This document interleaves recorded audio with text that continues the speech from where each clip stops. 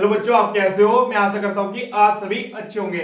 आज हम पढ़ेंगे क्लास में दंड प्रक्रिया संहिता 1973, मेरा मतलब सीआरपीसी सब्जेक्ट क्लास में चल रहा है। सीआरपीसी में जो धाराएं हैं हमारे पास 484 धाराएं हैं, 37 चैप्टर हैं और 2 अनुसूची है। सीआरपीसी का एक्ट नंबर कितना है? 2, अधिनियम संख्या 2।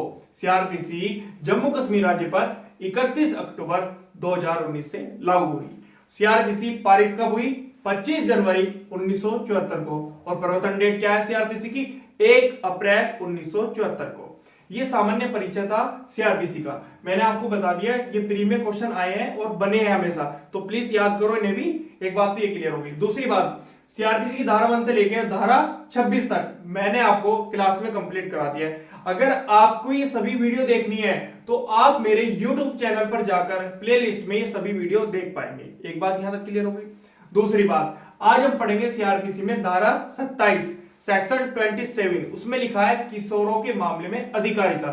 किशोर का मतलब क्या होता है? किशोर का मतलब ये होता है जिनकी उम्र 16 साल से कम या 18 साल से कम, उनको किशोर कहा जाता है। मतलब किशोर का मतलब होता है बालक, जिनकी उम्र 16 साल से या 18 साल से कम। पहले 16 साल थी, अब वर्तमान में 18 साल कर दी गई है। एक बात ये क्लियर हो गई।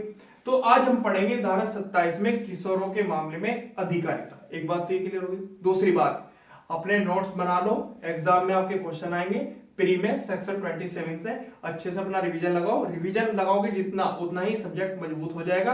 प्री में यहां से क्वेश्चन बनेंगे। अब जो मैं पढ़ाने वाला हूं बोर्ड पे, उसे ध्यान से सुनना और अपने नोट्स बना लेना। आओ बच्चों, हम बोर्ड पे देखते हैं। आज हम पढ़ेंगे धारा 27 सेक्शन 27। ये सीआरपीसी की धारा है। सेक्शन 27 ये सीआरपीसी की है। तो इसमें देखेंगे क्या लिखा है। इसमें लिखा है किशोरों के मामले में अधिकारिता। सेक्शन 27 कई बार एग्जाम में पूछा गया है और पूछ लिया जाता है कि प्री में कि सेक्शन 27 सीआरपीसी की धारा है, उसमें क्या लिखा है। तो आपको लगाना है किशोरों के मामले में अधिकारिता। सेक्शन 27 प्री में क्वेश्चन बनता है कि धारा 27 सीआरपीसी में क्या लिखा है। उसमें लिखा है किशोरों के मामले में अधिकारिता। Section 27 pre. अब देखते हैं सेक्शन 27 चल रहा है। इसमें लिखा है किशोरों के मामले में अधिकारिता। किशोरों के मामले में जो अधिकारिता होगी, जो किशोर होंगे मतलब बालक होंगे, उनके मामले में अधिकारिता किसको रहेगी उस बारे में हम बात करेंगे। किसी ऐसे अपराध का विचारण जो मृत्यु या आजीवन कारावास से दंडनीय नहीं है। देखो, किसी ऐसे अपराध का विचारण जो मृत्यु या आजीवन कारावास से दंडनीय नहीं है, मना कर दिया। आगे देखते हैं, दंडनीय नहीं है। और जो ऐसे व्यक्ति द्वारा किया गया जिसकी उम्र या आयु उस तारीख को, उस डेट को, जब वह न्यायालय मतलब कोर्ट के सामने समक्ष का मतलब होता है सामने, हाजिरो मतलब लाया जाए, हाजिरो या लाया जाए 16 वर्ष से कम है। मतलब उसकी उम्र, जब कोई बालक है कोई अपराध कर देता है, अगर उसकी उम्र 16 साल से कम है, किस तारीख को? जब वो न्यायालय के सामने, उस कोर्ट के सामने, उसके समक्ष हाजिर हो मतलब लाया जाए, तो उसकी उम्र कितनी होनी चाहिए? 16 साल से कम। उस तारीख को, उस डेट को, जब वो कोर्ट के सामने बालक हाजिर हो या लाया जाए, तो उसकी उम्र कितनी होनी चाहिए? 16 साल से कम। पर लेकिन अब वर्तमान में 18 वर्ष से कम कर दी गई है, याद रखना। देखो आगे देखते हैं। मुख्य न्यायिक मजिस्ट्रेट के न्यायालय द्वारा या किसी ऐसे न्यायालय द्वारा किया जा सकता है जिसे बालक अधिनियम 1960 का 60 या किशोरों अपराधियों के उपचार मतलब उनका उपचार करना, परीक्षण मतलब होता है ट्रेनिंग, पुनर्वास होता है उसका मतलब, पुनर्वास का मतलब फिर से बसाना के लिए उपबंध करने वाली जो प्रवर्तन में विधि है, किसी अन्य विधि के अधीन विशेष रूप से सशक्त किया गया है। अब मैं आपको समझा देता हूं सेक्शन 27 दोबारा से। यहां पर देखते हैं, यहां पर लिखा है धारा 27 किशोरों के मामले में अधिकारिता। सेक्शन 27 में लिखा है किसी ऐसे अपराध का विचारण, कौन से अपराध का विचारण? जो मृत्यु या आजीवन कारावास से दंडनीय नहीं है। इसको बाहर निकाल दो, यहां तक को, इसको अलग कर दो सेक्शन 27 से। और जो ऐसे व्यक्ति द्वारा किया गया जिसकी आयु उस तारीख को, उस डेट को, जब वह न्यायालय मतलब कोर्ट के समक्ष, समक्ष का मतलब होता है सामने, हाजिर हो या लाया जाए, 16 वर्ष से कम है। देखो, किसी ऐसे अपराध का विचारण जो मृत्यु या आजीवन कारावास से दंडनीय नहीं है, उसे तो अलग कर दो। एक बात तो ये क्लियर होगी। दूसरी बात इसमें लिखी है, और जो ऐसे व्यक्ति द्वारा किया गया अपराध जिसकी उम्र 16 वर्ष से कम है, किस तारीख को, जब वो उस डेट को, जब न्यायालय के समक्ष हाजिर हो या लाया जाए, उस टाइम उसकी उम्र 16 वर्ष से कम होनी चाहिए। एक बात तो ये क्लियर होगी। दूसरी बात अब देखते हैं, मुख्य न्यायिक मजिस्ट्रेट के न्यायालय मतलब कोर्ट द्वारा, या तो सीजेएम साहब, ये मुख्य न्यायिक मजिस्ट्रेट का मतलब होता है सीजेएम, सीजेएम के न्यायालय द्वारा जिनकी उम्र 16 साल से कम होगी उस तारीख को, जब न्यायालय के सामने पेश होंगे बालक, तो सीजेएम साहब के न्यायालय जो होंगे कोर्ट, एक तो वो मामला सुन सकते हैं उनका। दूसरा, या किसी ऐसे न्यायालय द्वारा, कोई अलग से न्यायालय, ऐसे न्यायालय द्वारा किया जा सकता है जिसे बालक अधिनियम 1960 का 60, ये एक्ट है बाल अधिनियम संरक्षण, ये एक्ट है बालक अधिनियम 1960 का 60, ये एक एक्ट है, इसके द्वारा भी उस मामले को सुना जा सकता है जिसकी उम्र उस कोर्ट में किसी सीजेएम साहब के सामने या किसी न्यायालय के सामने जब वो पेश किया जाए बालक, तो उसकी उम्र कितनी होनी चाहिए, 16 वर्ष से कम हो। एक बात तो ये, उस तारीख को जब समक्ष कोर्ट के हाजिर होगा वो। एक बात तो क्लियर होगी। एक तो बाल अधिनियम 1960 का एक्ट है, उसके द्वारा भी उसका विचारण हो सकता है, सीजेएम साहब के द्वारा भी हो सकता है, मुख्य न्यायिक मजिस्ट्रेट के द्वारा भी हो सकता है। तीसरी बात इसमें है कि जो मुख्य न्यायिक मजिस्ट्रेट है उनके द्वारा या किसी ऐसे न्यायालय द्वारा किया जा सकता है जो बाल अधिनियम संरक्षण 1960 है, किशोरों अपराधियों के उपचार, किसी चीज का उपचार, परीक्षण मतलब होता है ट्रेनिंग, पूर्णावास का मतलब होता है फिर से बसाना, के लिए उपबंध करने वाली प्रसव पर्वत किसी अन्य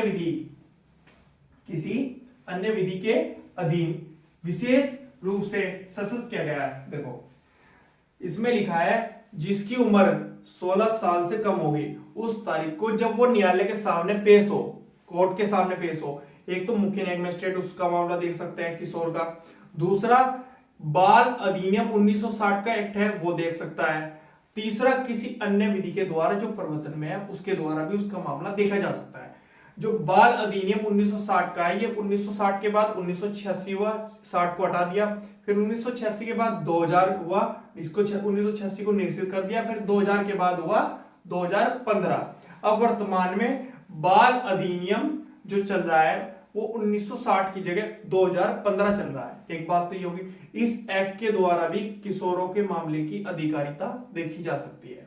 मतलब किशोर के जो मामले होंगे बालक के, वो कौन से मामले होंगे, जिनकी उम्र 16 वर्ष से या 18 वर्ष से कम है, उनको किशोर कहा जाता है।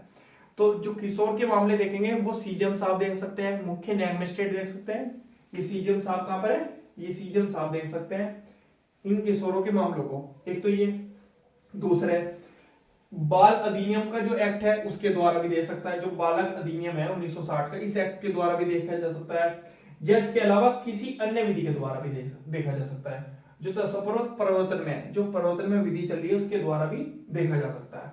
देखो दोबारा समझा देता हूं, एग्जाम में जो क्वेश्चन बनता है प्री में, वो क्वेश्चन ये बनता है कि किशोरों के मामले में जो अधिकारिता रहेगी वो किसे रहेगी। एक तो मुख्य न्यायिक मजिस्ट्रेट को रहेगी, सीजेएम साहब को। आप प्री में टिक कर देना कि वो पूछेगा आपसे कि मुख्य न्यायिक मजिस्ट्रेट का न्यायालय सुन सकता है किशोरों के मामले में अधिकारिता। हाँ जी, किशोरों के मामले में अधिकारिता मुख्य न्यायिक मजिस्ट्रेट को रहेगी। एक बात तो ये होगी, ये प्री में आप टिक कर देना। दूसरा आपसे क्वेश्चन करेगा कि बाल अधिनियम 1960 का जो एक्ट है उसके द्वारा भी सुना जा सकता है किशोरों के मामले की अधिकारिता। हाँ, सुनी जा सकती है, इसको भी आप प्री में टिक कर देना। और जो प्रवर्तन में विधि है, कोई अन्य विधि, उसके द्वारा भी बाल अधिनियम जो है उसके द्वारा भी जो किशोर है उनके मामले को देखा जा सकता है। एक तो बालक जो होते हैं उनके जो मामले होंगे, किशोरों के जो मामले होंगे, एक तो मुख्य न्यायिक मजिस्ट्रेट देखेंगे सीजेएम साहब, दूसरे बालक अधिनियम 1960 के द्वारा देखे जा सकता है, या किसी अन्य विधि के द्वारा देखे जा सकता है। ये प्री का क्वेश्चन हो गया आपका। तो आपसे एग्जामिनर कई बार क्वेश्चन करता है, जो मैंने आपको बताया प्री में आपके आते हैं वो देख लेना आप। ये प्री में आपके आएंगे, आप टिक कर देना कि किशोरों के मामले में किसे अधिकारिता रहेगी। एक तो सीजेएम साहब को रहेगी, मुख्य न्यायिक मजिस्ट्रेट को, और किसे रहेगी, बाल अधिनियम 1960 का एक्ट है वो भी देख सकता है किशोरों के मामलों को। और कौन देख सकता है, जो प्रवर्तन में विधि है तत्संप्रवत किसी अन्य विधि के द्वारा भी देखा जा सकता है। यहां तक क्लियर हो गया। अब एक बार समझ लेते हैं, धारा 27 चल रही है, उसमें लिखा किशोरों के मामले में अधिकारिता। जो किशोरों के मामले होंगे उनमें अधिकारिता, किशोर का मतलब होता है बालक, जिनकी उम्र 16 साल से या 18 साल से कम है। अब देखते हैं, किसी ऐसे अपराध का विचारण, कोई ऐसा अपराध है जिसका विचारण मृत्यु या आजीवन कारावास से दंडनीय नहीं है, इससे तो अलग कर दो, इससे तो बाहर है। और जो ऐसे व्यक्ति द्वारा किया गया, किसके द्वारा किया गया, जो ऐसे व्यक्ति द्वारा किया गया जिसकी आयु मतलब उम्र उस तारीख को, उस डेट को, जब वह न्यायालय के समक्ष मतलब सामने हाजिर हो या लाया जाए, 16 वर्ष से कम है। मैंने आपको बताया ना, जो ऐसे व्यक्ति द्वारा किया गया कोई अपराध जिसकी उम्र 16 वर्ष से कम होगी उस तारीख को जब वो न्यायालय के समक्ष लाया जाए या लाया है, तो उसकी उम्र कितनी होनी चाहिए, 16 वर्ष से कम होनी चाहिए, पर लेकिन वर्तमान में 18 वर्ष से कम कर दी गई। एक बात ये क्लियर होगी। अब आगे देखते हैं, आगे इसमें लिखा है, यहां पर इसमें आगे लिखा है मुख्य न्यायिक मजिस्ट्रेट के न्यायालय द्वारा। देखो, मुख्य न्यायिक मजिस्ट्रेट के न्यायालय द्वारा, ये मुख्य न्यायिक मजिस्ट्रेट जो साहब है, जज साहब है, ये मुख्य न्यायिक मजिस्ट्रेट सीजेएम सर है, इनके जो न्यायालय होंगे किशोरों के मामले में इनको अधिकारिता रहेगी, ये उस पावर का यूज कर सकते हैं। एक बात तो ये क्लियर होगी। दूसरी, किसी ऐसे न्यायालय द्वारा किया जा सकता है, पहला तो ये हो गया, किया जा सकता है जिसे बालक अधिनियम 1960 का 60, दूसरा ये एक्ट हो गया। देखो, पहले तो हो गए मुख्य न्यायिक मजिस्ट्रेट के मामले, जो मुख्य न्यायिक मजिस्ट्रेट है वो जज साहब है, उनके जो न्यायालय होंगे वो किशोरों के मामले में अपनी अधिकारिता ताकत का प्रयोग कर सकते हैं। दूसरा, बालक अधिनियम 1960 का 60, ये भी अपनी अधिकारिता प्रयोग कर सकता है। एक बात तो क्लियर होगी, एक्ट है ये बालक अधिनियम 1960 का 60, इस एक्ट से भी किशोरों के मामले, जो किशोर हैं इनके मामलों का ट्रायल किया जा सकता है। एक बात तो ये होगी क्लियर। या किशोर अपराधियों के उपचार करना, उनके लिए परीक्षण मतलब उन्हें ट्रेनिंग देना और पुनर्वास बसाना उन्हें फिर से के लिए उपबंध करने वाली तत्संप्रवत किसी अन्य विधि के अधीन।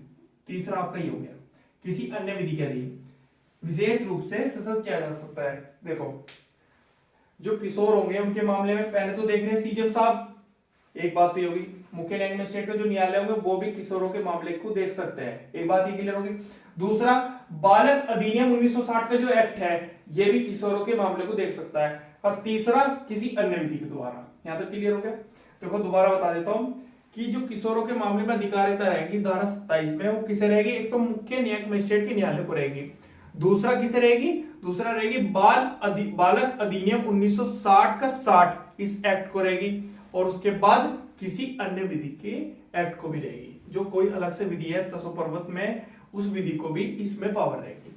मतलब कि अगर किसी बालक ने कोई क्राइम कर दिया, मृत्यु या आजीवन कारावास से दंडनीय नहीं होना चाहिए, कोई अपराध कर दिया, एक बात तो क्लियर होगी, तो उस मामले को कौन देखेगा, उस बालक के जो केस हुआ है उसे कौन देखेगा, कौन से जज साहब देखेंगे, मुख्य न्यायिक मजिस्ट्रेट का न्यायालय देखेगा, जो सीजेएम साहब का कोर्ट है वो देखेगा, या बालक अधिनियम 1960 का 60 एक्ट देख सकता है, या कौन देखेगा, किसी अन्य विधि के द्वारा भी उसका विचारण किया जा सकता है। एक बात तो ये क्लियर होगी। तो धारा 27 आज हमने कंप्लीट कर लिया है, दिवाली की छुट्टी पड़ गई थी तो उसके बाद आज हमने धारा 27 बिल्कुल कंप्लीट कर लिया है। आप मेरी अच्छे से वीडियो देखें, पूरी देखना और अपने अच्छे से नोट्स बना लेना। मैंने आपको प्री के भी क्वेश्चन बता दिए हैं। तो आज के लिए धन्यवाद, कल फिर मिलेंगे सेक्शन 28 पर। तो आप मेरे जितने भी नोट्स मैं आपको पढ़ा रहा हूँ मतलब बोर्ड पे, उनके नोट्स बना लें और अच्छे से रिवीजन लगाएं। ये आपके एग्जाम में क्वेश्चन आएंगे, प्री में टिक कर देना, जितना मैंने आपको बताया, कहीं बाहर नहीं जाएंगे। आज के लिए धन्यवाद, कल फिर मिलेंगे।